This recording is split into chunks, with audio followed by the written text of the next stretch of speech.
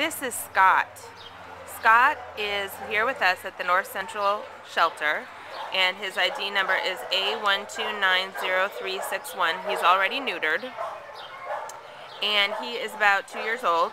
He was brought in on March the 6th as an owner surrender. He was brought in with 4 other dogs, and he's been shy since he's been here. It was tough getting him out of his kennel, but probably because he was in a home and now he's here and he's like, what the heck's going on over here?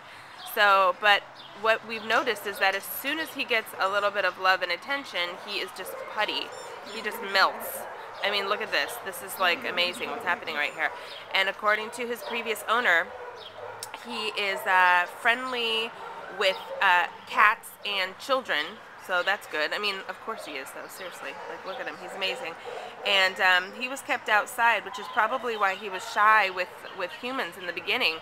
But as you can see, he really needs some love and responds so well to it. So he would make a wonderful indoor dog for your family. We're hoping for him to continue to get love and attention so that his wonderful personality comes out like this. So please come to North Central Shelter and bring Scott into your home and into your arms today. Look at that face.